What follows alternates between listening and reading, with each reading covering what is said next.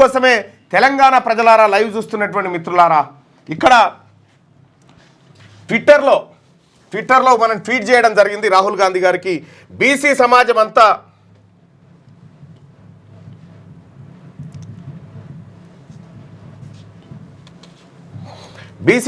అరే ఈడ రాదా,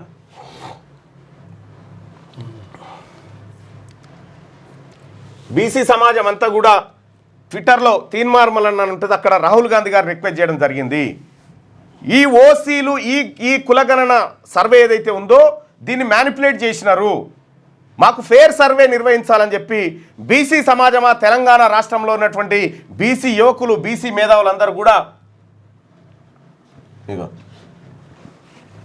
చూడండి, నాకు ఒక వాడికి 10,000 రూపీస్ ఇస్తా అని చెప్పారు.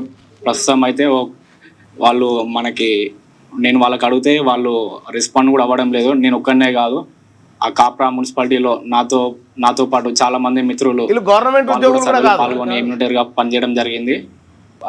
దాదాపు మేము 10 నుంచి ఒక 15 రోజులు సర్వే చేయడం జరిగింది. కొంతమంది అయితే అసలు సర్వే చేసినప్పుడు కొంతమంది అసలు సహకరించలేదు, కొంతమంది సహకరించారు. సరే, అయినా విధంగా మన గవర్నమెంట్దే కదా, మన కులగణనే అనేసి చేయడం జరిగింది. మరి ఇప్పుడు సర్వే చేసి 4 నెలలు దాటిపోయింది. ఇగో ఈయనకు 150 ఇండ్లు ఇస్తే 90 ఇండ్లలో చేసిండు, 60 ఇండ్లు ఇచ్చిపెట్టిరు. ఒక్క ఎమ్యూనరేటరే. ఇట్లా ఎక్కడ కూడా డాటా పొంతన లేకుండా ఒక ఆఫీసర్ మాట్లాడిండు, నేను ఇన్ఛార్జ్ ఉన్న ఏరియాలో 20% కాలేదని చెప్పాను. మరి ఈ రకంగా అసమగ్రంగా చేసినటువంటి సర్వే ఇది దేశానికి తలమానికం ఎట్లయితుంది? కులాల వారిగా లెక్కలు బయట పెట్టరు, చూద్దాం. కులాల వారిగా, గ్రామాల వారిగా లెక్కలు బయట పెట్టరు. కులాల వారిగా, గ్రామాల వారిగా లెక్కలు బయట పెట్టరు. మనకు చిత్తశుద్ధి ఉంటే పబ్లిక్ డొమైన్లోకి తీసుకురారు. సపోజ్ మీ ఊరుంది మల్యాల, మీ మల్యాలలో ఉన్నటువంటి ఊర్లో ఎవరెంత శాతం ఉన్నారని తెలిస్తే ఇంటింటికి పోతే అడిగి తెలిసిపోతుంది ఒకటే రోజు. మా ఊరుంది, మా విలేజ్లో, అది మాది మేజర్ గ్రామ పంచాయతీ. మా ఊర్లో రెడ్డిస్ ఉండరు, ఓన్లీ బీసీ, ఎస్సీ, ఎస్టీ, ఆ తర్వాత వైశ్యులు వాళ్ళే ఉంటారు, ఇంకా వేరే క్యాస్టే ఉండదు. సో ఇట్లా మీరు కులాలకు సంబంధించినటువంటి లెక్క ఇంకా ఇప్పుడు అయిపోయింది అనుకుంటున్నారేమో, కాదు. ఆ మొత్తం డాటా నిజంగా మనది పారదర్శకమైనటువంటి డాటానే అయితే రిలీజ్ చేయరు.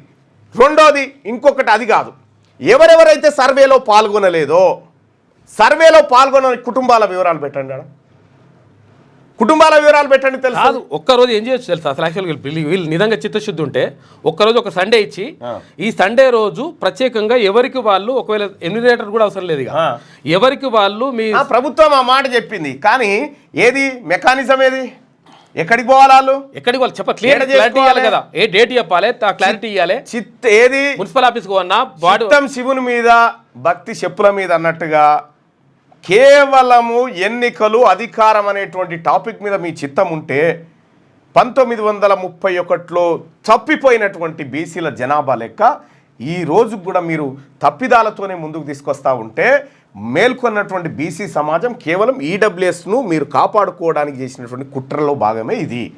రెండోది, ఇక్కడ హడావిడిగా మీరు బయట పెట్టారు. సరే, ఢిల్లీ ఎలక్షన్కు ఒకరోజు ముందు మనం ఏదో ప్రయత్నం చేయబోయినాం, అది పార్టీ ప్రయోజనాలు అవన్నీ ఉండొచ్చు, కానీ మీరు మీ ప్రయోజనాల కోసం బీసీల లెక్కను తప్పు చెప్తామంటే ఎట్లా? మీరు చెప్పినటువంటి లెక్కకు శాంటిటీ ఏంది? మీరు ఒకటి నేను తీన్మార్మల్లనగా బీసీ వర్గాల బిడ్డగా డిమాండ్ చేస్తా ఉన్నా, మనం చేసినటువంటి సమగ్ర కుల సర్వే ఉంది కదా, గ్రామాల వారీగా వివరాలు పెట్టండి, గ్రామాలు వార్డుల వారీగా పెట్టాలి, గ్రామాలు వార్డుల వారీగా వివరాలు పెట్టండి. రెండోది, ఎవరు ఇందులో పాల్గొనలేదో వాళ్ళ వివరాలు పెట్టండి. ఈ 2 పెడితే మనం సరిగ్గా చేసినట్టే. పోయిగా ఈ 2 పెడితే చాలు. ఎక్కడ కూడా అపార్ట్మెంట్ వాళ్ళు ఉంటే ఓనర్ తప్ప మిగతా అపార్ట్మెంట్ ఎవరిని చేయలే. ఎట్లయితుంది ఇది? సమగ్రంగా అంటారు మళ్ళీ ఇంకా. కాబట్టి ఈ అసమగ్రమైనటువంటి కుల సర్వేని బీసీ సమాజం యాక్సెప్ట్ చేస్తలేదు. ఒక్కరన్నా బీసీ వర్గాల్లోంచి ఇది మాకు నచ్చిందా అన్నోడు ఉన్నాడా? ఈ సరూర్ నగర్ హుడా కాంప్లెక్స్ దగ్గర 42 అపార్ట్మెంట్లలో మొత్తం సర్వేనే జరగలే. తర్వాత ఇక్కడ మల్కాజ్గిరికి సంబంధించి 138 వార్డులో అసలు సర్వేనే జరగలే. సో ఇట్లా మీరు ఈ సర్వే చేయకుండా వాస్తవానికి ఏం జరగాలి? నిజంగా సర్వే చిత్తశుద్ధితో ఉంటే సర్వే ప్రారంభమైన రోజు ముఖ్యమంత్రి గారు ఇంటికి ఎన్యూమరేటర్ని పిలిపించుకొని ఇగో నేను సర్వే చేసుకున్నా మీరు అందరు చేయరని చెప్పి మిగతా మంత్రులు అందరు కూర్చొని చేసేది ఉండే, ఓ ప్రచారం చేసేది ఉండే. అదేమీ చేయకపోతే చివరి రోజు మనం సర్వేలో పాల్గొంటే ఒడిచిపోయే కథ. అంటే ఇంటెన్షనల్గా సమగ్ర కుల సర్వేను ఖతం చేసిరు. బీసీ ప్రజలారా, మన ఓట్లు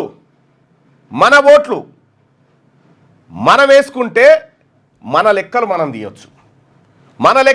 తీయొచ్చు. వీళ్ళు ఎప్పటికీ విషాన్ని వడపోస్తే అమృతం కాదు, విషమే అవుతుంది. కాబట్టి బీసీ సమాజమా అంతా మేల్కోవాల్సినటువంటి సమయం ఆసన్నమైంది. కొంతమంది కాన్సీరామ్ గారు తన అన్ ఎరా ఆఫ్ స్టూంజెస్ అనేటువంటి బుక్లో రాసినట్టుగా, చెంచాయుగం అనే బుక్లో రాసినటువంటి విధంగా కొంతమంది ప్రవర్తిస్తారు. ఆ చెంచాల గురించి మీరు ఆలోచించకండి. కానీ ఒకటైతే సత్యం, తెలంగాణ రాష్ట్రంలో కుద్దు అప్పర్ క్యాస్ట్ వాళ్ళు ఒప్పుకుంటారు ఇది అన్యాయం అన్నా అని. అప్పర్ క్యాస్ట్లో ఉన్నటువంటి రెడ్లు ఫోన్ చేసి చెప్తారు, అన్న ఇది అన్యాయం అన్న, ఇది జరిగింది, మ్యానిపులేషన్ జరిగిందన్న, ఇంత జనాభా ఇంత తక్కువ ఉండదన్న బీసీలది అని వాళ్ళు కుల్లాగా చెప్తున్న తర్వాత ఇక మరి బీసీ సమాజమా మనం మేల్కోవాల్సినటువంటి సమయం ఆసన్నమైంది.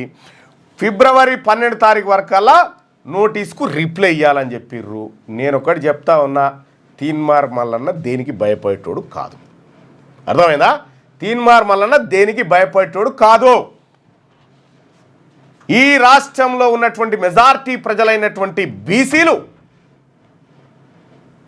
మీ నోటీసును అందుకున్నారు. వాళ్ళు మీకెప్పుడు షోకాజ్ అన్నో ఎన్నికలలో చూపిస్తారు. బీసీల షోకాజ్ ఎన్నికలలో చూపుతున్నారు మీరు. ఇవాళ రాహుల్ గాంధీ గారికి బీసీలను దూరం చేసే విధంగా, కాంగ్రెస్ పార్టీకి బీసీలను దూరం చేసే విధంగా మీరు చేసినటువంటి కార్యక్రమాలు ఏవైతే ఉన్నాయో వీటిని ప్రజలు గమనిస్తున్నారు. మీ కర్మ, దాన్ని ఎవడు కాపాడలేడు. కానీ ఒకటైతే సత్యం, ఈ రాష్ట్రంలో ఈ దేశంలో కాంగ్రెస్ పార్టీని రక్షించుకుంటాం. పేద వర్గాల కోసం ఆలోచిస్తున్నటువంటి రాహుల్ గాంధీ గారిని మా నాయకుడిగా గుర్తిస్తాం. ఇదే నేను చెప్పదలుచుకున్నటువంటి ఆలోచన విధానాన్ని ముందుకు తీసుకోవాలి. ఆయన ఆలోచన విధానం ముందుకు తీసుకుపోరు. వీళ్ళు ఆయనకు సంబంధించినటువంటి ఆలోచన విధానాన్ని ముందుకు తీసుకుపోరు.